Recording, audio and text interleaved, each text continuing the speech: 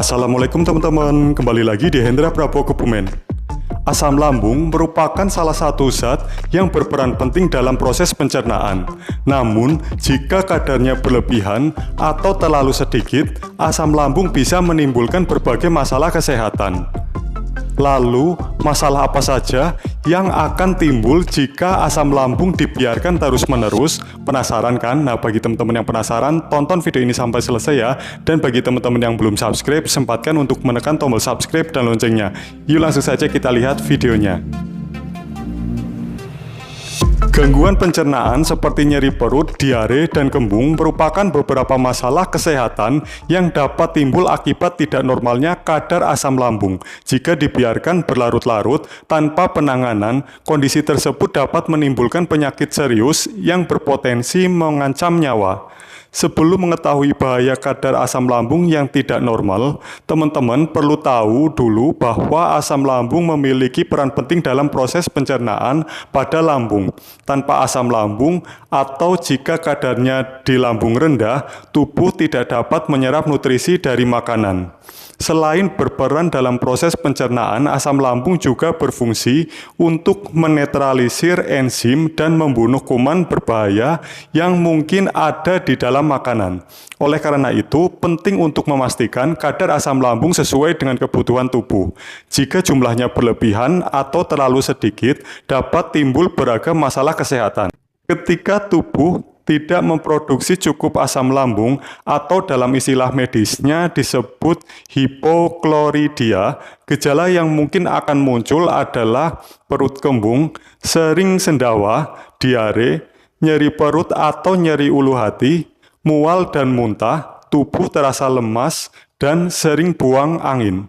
Selain itu, kurangnya asam lambung dalam jangka panjang juga dapat menimbulkan masalah gizi, seperti kekurangan vitamin, mineral, atau protein tertentu. Hal ini karena kurangnya asam lambung menyebabkan nutrisi-nutrisi tersebut tidak dapat dicerna dengan baik oleh tubuh. Sebaliknya, jika kadar asam lambung terlalu tinggi, ada beragam gangguan kesehatan yang juga mungkin dapat terjadi seperti yang pertama, nyeri ulu hati. Heartburn atau nyeri ulu hati adalah sensasi perih di dada dan perut bagian atas yang biasanya akan terasa lebih parah jika berbaring atau membungkuk dan bisa terjadi kapan saja, termasuk pagi, siang, atau malam hari. Kondisi ini merupakan dampak dari asam lambung yang naik ke kerongkongan dan bisa menandakan adanya tukak lambung.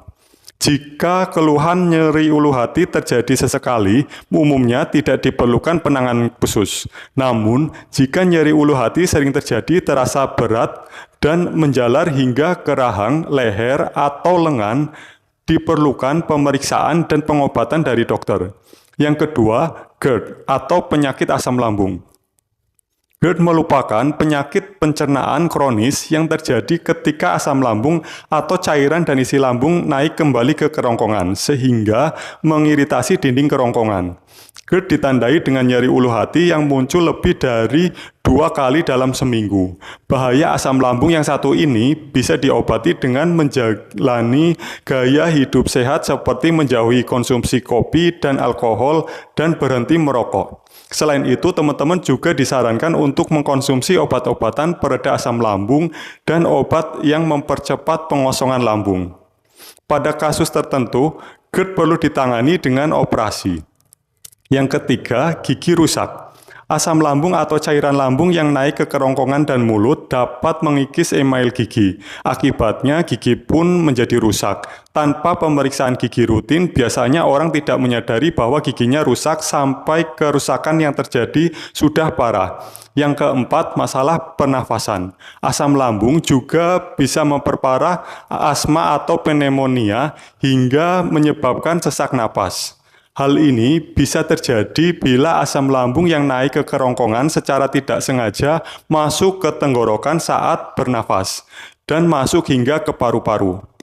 Yang kelima, radang pada kerongkongan. Asam lambung yang naik kembali ke kerongkongan bisa menyebabkan iritasi pada dinding-dinding kerongkongan. Iritasi ini kemudian memicu terjadinya peradangan pada kerongkongan atau yang biasa disebut esofagitis. Dan yang terakhir atau keenam yaitu esophagus Barrett. Jika tidak diobati selama bertahun-tahun, asam lambung kronis yang terus naik ke kerongkongan berpotensi menyebabkan esophagus Barrett. Bahaya asam lambung yang satu ini merupakan komplikasi serius dari penyakit GERD. Pada esophagus Barrett terjadi kerusakan jaringan kerongkongan yang menghubungkan mulut dengan lambung. Penyakit ini tidak memiliki gejala khusus dan gejala yang muncul biasanya berhubungan mirip dengan GERD. Bahaya utama dari esophagus Barrett adalah terjadinya kanker esofagus. Untuk menjaga agar kadar asam lambung tetap seimbang, biasakan untuk makan dengan jadwal yang teratur. Selain itu, hindari makan terlalu cepat dan langsung berbaring setelah makan agar asam lambung tidak naik. Jika keluhan gangguan pencernaan terkait asam lambung sering dirasakan atau gangguan asam lambung menyebabkan nyeri perut berat, warna fases hitam, muntah darah atau sulit menelan, berkonsultasilah dengan dokter untuk mendapatkan pemeriksaan dan pengobatan yang sesuai. Oke, seperti itu saja pembahasan yang akan terjadi bila asam lambung dibiarkan terus-menerus. Bagi teman-teman yang masih memiliki pertanyaan, silakan bisa tuliskan di kolom komentar. Terima kasih sudah menyaksikan video ini sampai dan selesai. Semoga teman-teman sehat selalu, always be happy, sampai jumpa, dan have a nice day.